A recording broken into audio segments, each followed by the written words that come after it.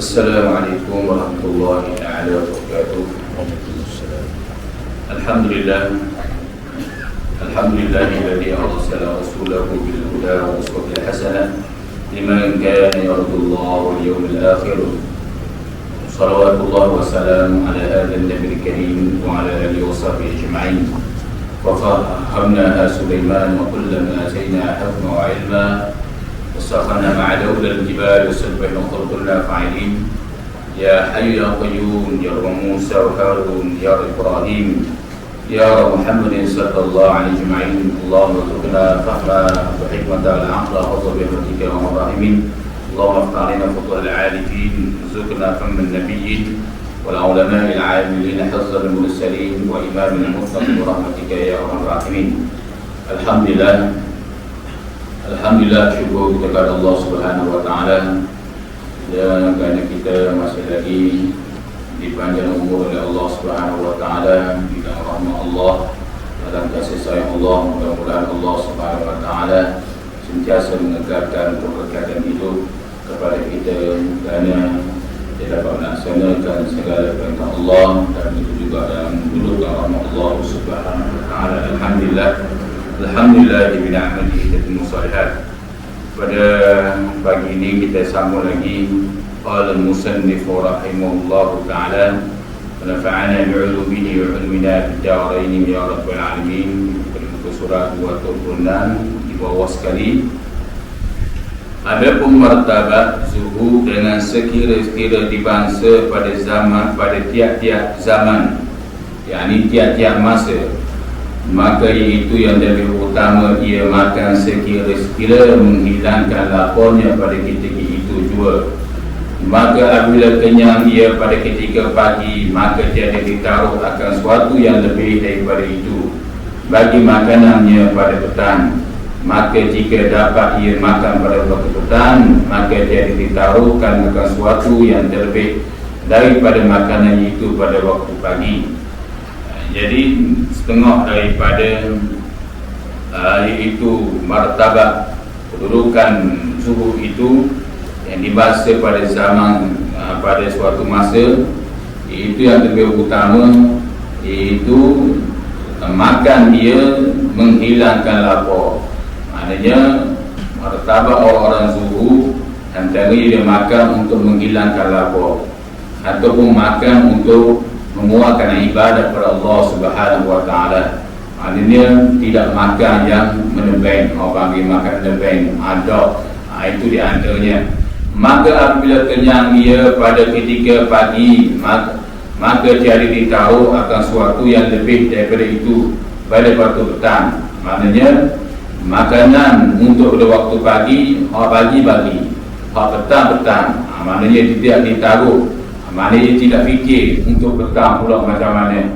Dia fikir hanya waktu pagi sesat untuk ibadah kepada Allah, maka waktu petang pula dia makan. Itu di antaranya. Maka tiada ditaruh akan sesuatu yang lebih daripada itu bagi makanan pada petang-petang. Jadi tidak simpan dah. Itu antara martabat zuhud pada setiap masa. Itu yang disebut oleh para ulama. Maknanya kedudukan seseorang boleh berkelakuan sebegini.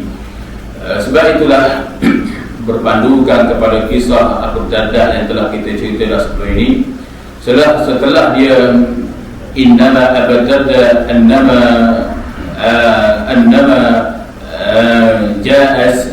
ja'asni yuslim, ketika Abdullah bin Rawahah berkata kepada Nabi SAW, ya Rasulullah, ni aku datang mari daripada Madinah ni, dia mari pada barangkali nak balas dendam ya Rasulullah. Rasulullah kata, tidak, sesungguhnya Abu Darda mari, dia datang kepada aku di nak Islam. Jadi ketika Abu Darda mari bertemu Rasulullah, dia kata, ya Rasulullah, aslimni, Islam telah akan daku ya Rasulullah.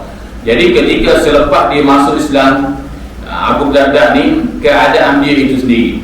Abu Darda bila dia sudah masuk Islam, maka bila dia ni antara sahabat yang disuruh mengumpul Al-Quran oleh Rasulullah SAW, maka perubahan ketara pada Abu Darda. Sebelum dia Islam, masih duduk di Madinah, sebelum masuk Islam, dia adalah seorang usahawan yang sangat berjaya. Awak panggil orang yang hebat, orang yang kaya raya ni Abu Darda radhiyallahu an. Bila sudah masuk Islam, keadaan dia sudah berubah. Maksudnya ini keadaan dia. Dan tetapi bila Sayyidina Umar, sama Sayyidina Umar tengok, bila dia jumpa Sayyidina itu Abu Darda kesusahan dia di rumah dia begitu maknanya zuhud, begitu zuhud sungguh, iaitu dengan makanannya, kedudukan rumah dia. Lalu Sayyidina Umar berkata, wahai Abu Darda, Islam tidak mengajar keadaan ini. Islam tidak mengajar siapa susah makan gini. Berkata Abu Darda, ya aku mengetahui wahai Sayyidina Umar, tetapi keadaanku, aku boleh fokus kepada ibadah keadaan ini. Keadaanku boleh fokus dengan ibadah dengan cara begini. Itu dia antaranya. Jadi sekali itu sudah dia mati. Maknanya mati keadaan tidak dapat menuju Allah Subhanahu wa taala. Itu keadaan Abu Darda. Mana ada di kalangan para sahabat yang zuhud ada keadaan kaya, mereka boleh menuju keadaan itu. Ada juga Abu Darda, dia boleh menuju Allah Subhanahu wa taala hal keadaan seperti Abu Darda. Maknanya dia tinggal kehidupan dunia dia, makan tidak begitu mewah dan sebagainya untuk menuju Allah Subhanahu wa taala. Maka begitulah. Betullah kata para ulama, zuhud itu tidak mengenali siapa. Sama ada ia kaya, sama ada ia miskin ataupun kaya, maka ia hati seseorang dapat menuju Allah Subhanahu wa taala. Itu di antaranya. Jadi begitu juga berkaitan dengan itu, ada kala seorang tujuan disebut gini, orang yang zuhud ni dia dah sifat waktu petang, namun mikir dah waktu petang, kerana mikir sibuk dengan urusan Allah Azza wa Jalla. Itu maknanya kalau dia simpan makanan dia tu dalam peti, misal kata bahan stok, barang hok ni segera, tapi dia tidak berfikir pun, bergantung kepada kedudukan barang dalam peti dia tu, maka itu sudah dikatakan para ulama ada iaitu sifat-sifat zuhud yang timbul sedikit sebanyak dalam hati dia. Itu dia antaranya seperti mana dia akan disebut di bawah tu.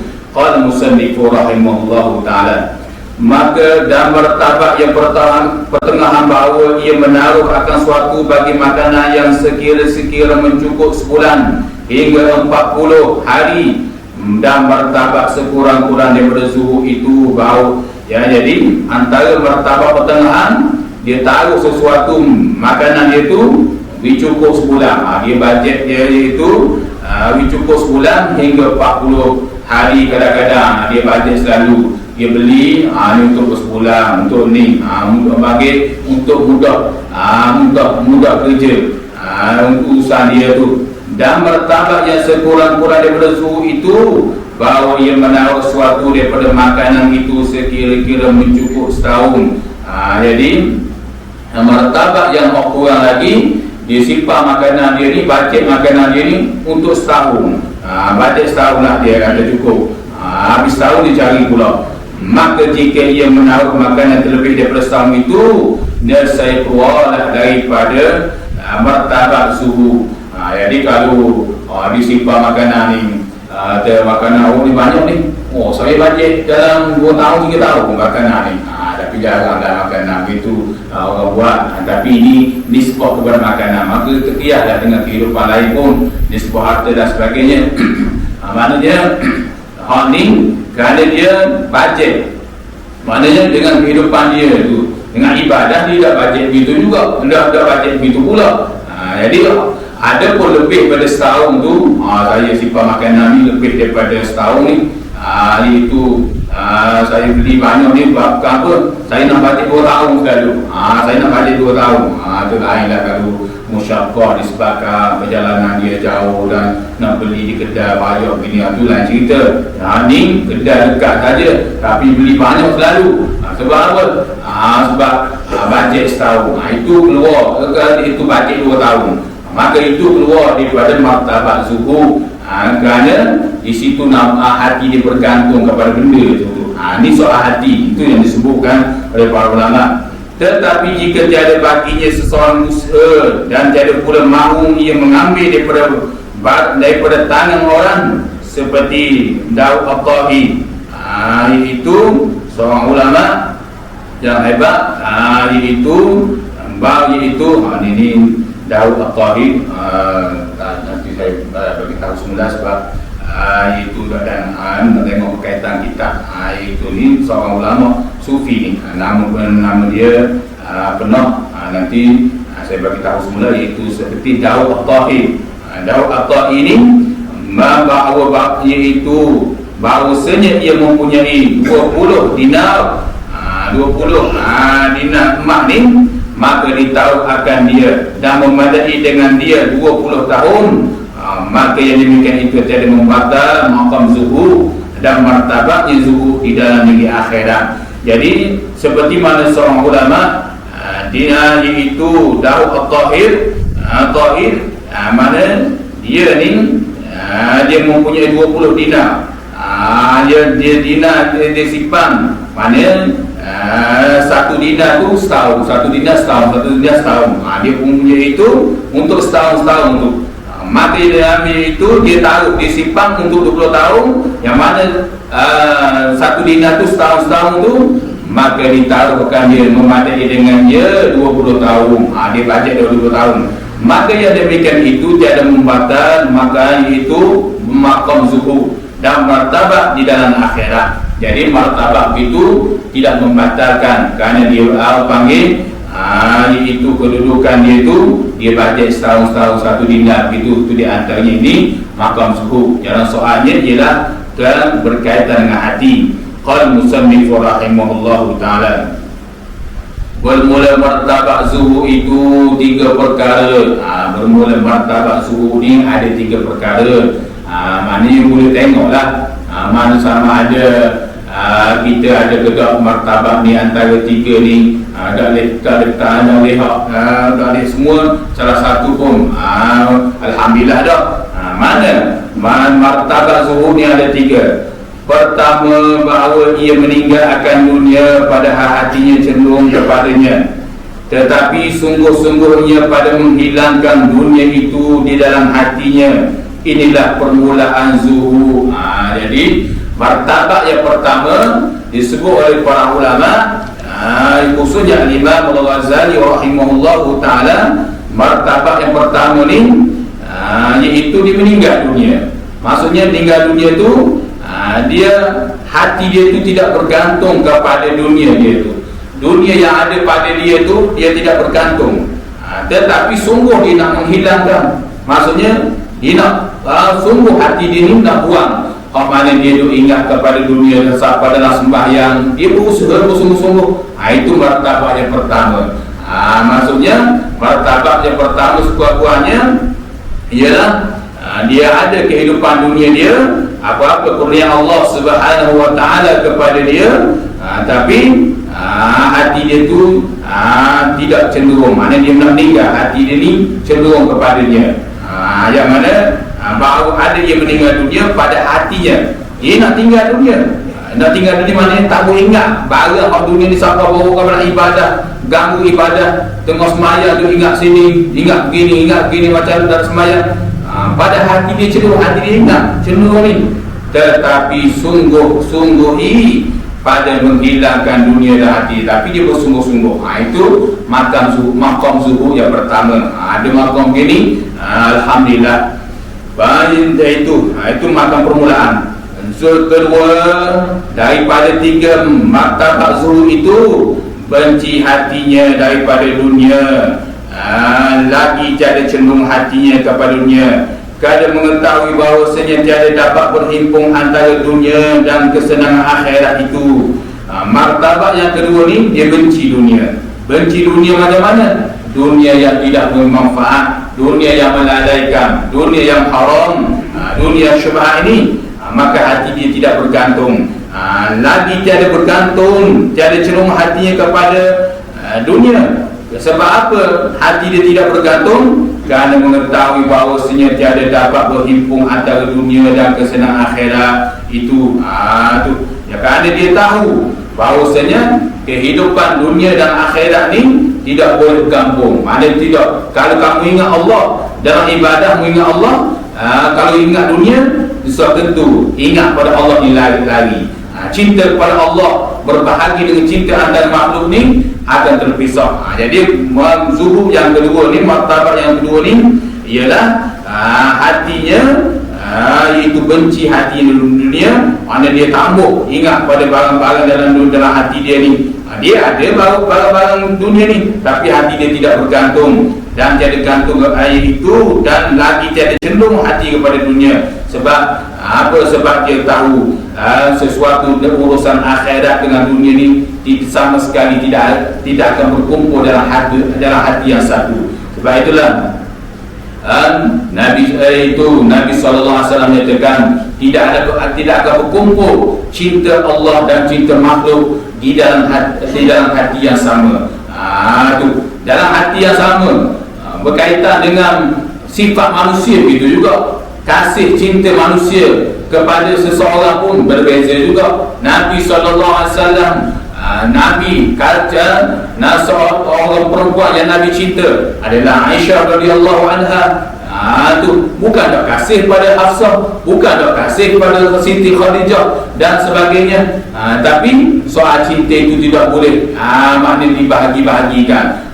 Begitu juga seorang lelaki, bagi lelaki pula Rasulullah paling kasih, paling sayang di kalangan para sahabat, iaitu Sayyidina Abu Bakar As-Siddiq. Bukan Nabi tak kasih Sayyidina Umar, bukan tak kasih kepada iaitu Sayyidina Ali dan banyak lagi sahabat-sahabat yang dijamin syurga, bukan tak kasih. Tapi kadang-kadang kasih itu dia ada lebih juga sedikit sebanyak. Itu yang disebut oleh para ulama berkaitan cenderung, apatah lagi berkaitan dengan urusan dunia itu sendiri. Tetapi adanya dan ketiga pula, ketiga bahawa tiada cenderung hatinya, martabat yang ketiga zuhud ini, tiada cenderung hatinya kepada dunia dan tiada benci daripadanya dunia, tetapi adanya dan tiadanya sama saja. Jadi martabat yang ketiga ini, zuhud yang ketiga, hati ini tidak bergantung pada dunia dia.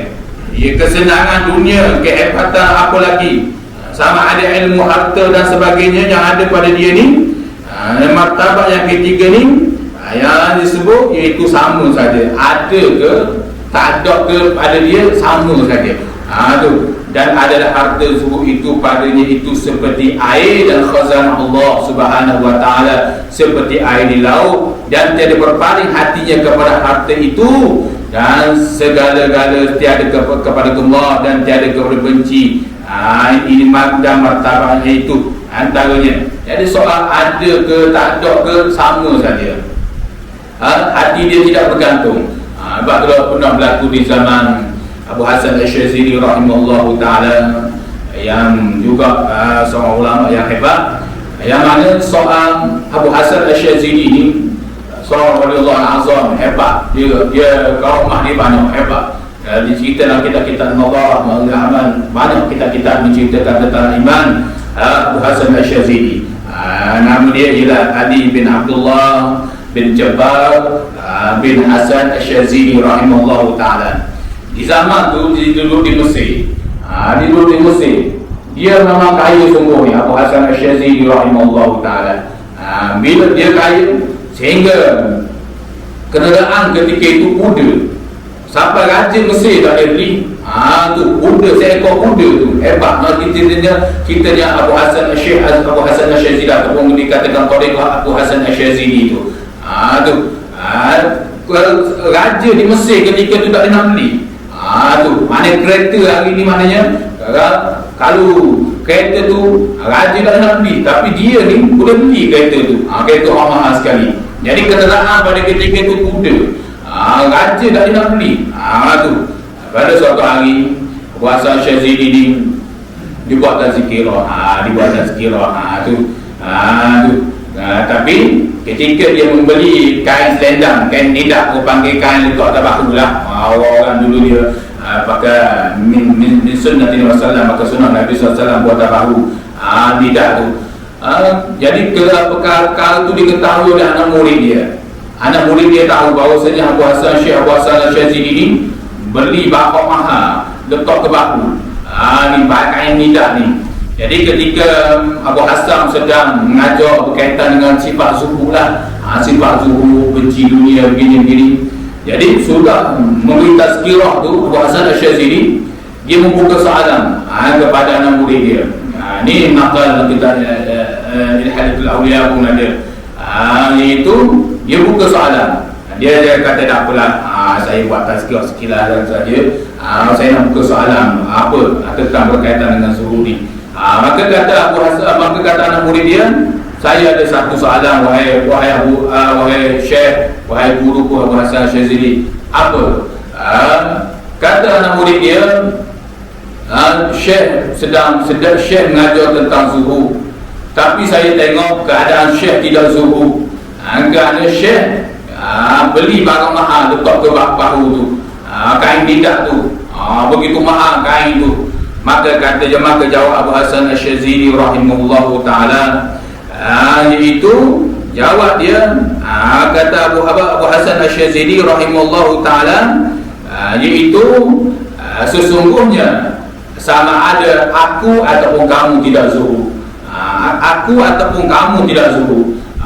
Maka anak murid dia kata, sudah tentulah tuan Syekh yang tidak zuhud kerana memberi barang yang begitu mahal. Maka kata Abu Hasan Syazili rahimahullah ta'ala, sesungguhnya kamu yang tidak zuhud kerana barang yang mahal aku ini ada di dalam hati kamu, tetapi barang yang mahal yang ada pada diri aku ini tidak ada pada hati aku.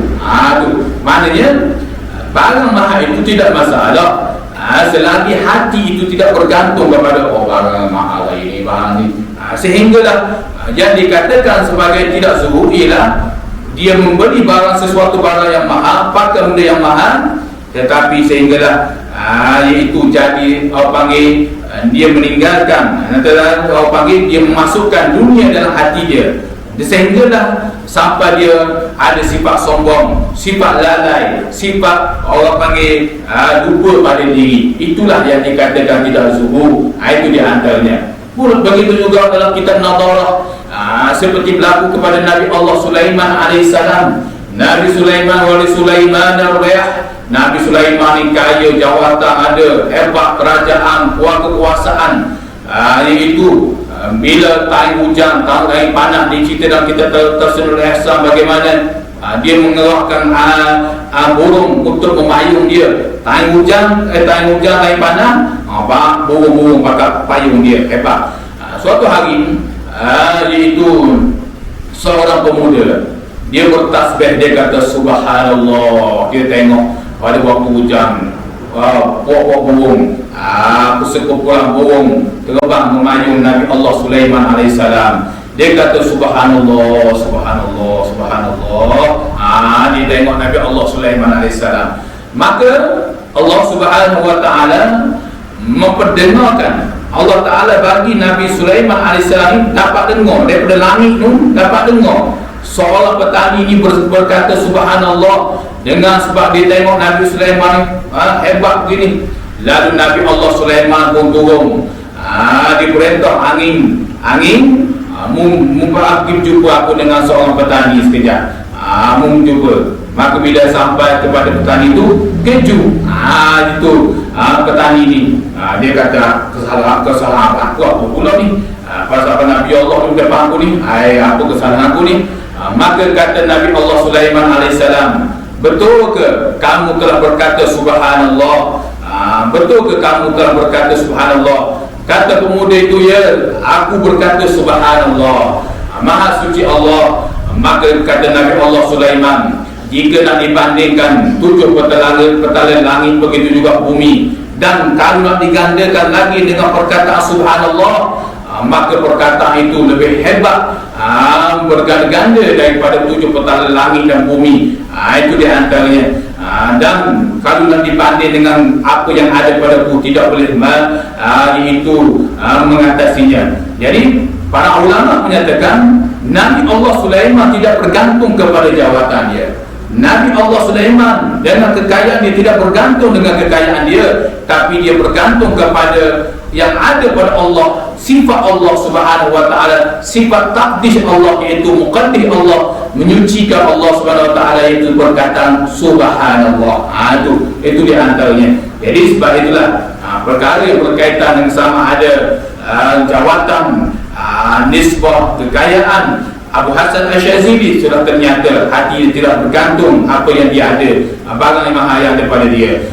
Begitu juga Nabi Allah Sulaiman dengan kekayaan, dengan kekuasaan dia tidak bergantung, tapi dia bergantung pada yang ada di sisi Allah Subhanahu wa taala, itu lebih. Dengan ilmu cukup lekat pada Nabi Allah Sulaiman. Ilmu ada, kekuasaan ada, kekayaan ada, tapi dia tidak bergantung pada semua sekali. Seorang petani sebut subhanallah, Nabi Sulaiman mengarah angin terus untuk turun bertemu dengan petani ini, karena perkataan subhanallah itu Nabi Allah Sulaiman lebih bergantung kepada Allah Subhanahu wa taala berbanding dengan apa jawatan dia ada. Itu antara yang disebut oleh para ulama berkaitan dengan hati. Jadi sebab itulah maqam yang ketiga ini para ulama menyatakan, iaitu maqam zuhud ini, iaitu mereka ini kalau seperti khazanah, boleh berjalan begitu saja. Maksudnya hati dia ada ke tak ada ke, maqam yang ketiga ni sama tak ada kata nak rasa sombong, nak agak, nak lupa diri, nak lalai pada Allah. Tak biasa. Dia ada ilmu, dia ada harta ke, tak ada. Hati dia ni rasa aku ni hebat ni, buat aku ni rasa nak lupa, nak sombong, rasa tak ada. Sama, ada ke tak ada, bagi dia sama saja. Ini maqam yang ketiga yang disebut oleh para Imam Ghazali, maqam zuhud seseorang itu. Ini maknanya zuhud ini maqam yang sangat tinggi di sisi Allah Subhanahu wa taala. Dan martabat yang akhir ini, iaitu yang terlebih akmal, dan yang martabat terlebih akmal daripada zuhud ini, daripada zuhud arifin, iaitu tiada berpaling hatinya kepada suatu yang lain daripada Allah Subhanahu wa taala, sama ada suatu itu daripada dunia ataupun akhirat, dan hatinya sungguhnya mereka itu sama berhadap kepada Allah Subhanahu wa taala. Jadi maqam yang terakhir ini, ada sikit lagi, iaitu maqam yang akhir ini mana? Iaitu maqam yang ada ke barang dunia tak ada, sama bagi dia.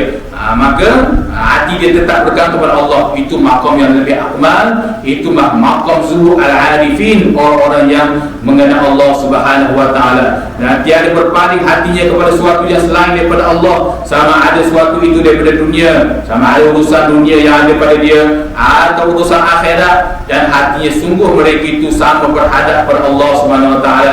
Maksudnya hati dia tetap bergantung kepada Allah, barang yang ada di sisi Allah lebih utama, dan tiada hirau kepada akhirat.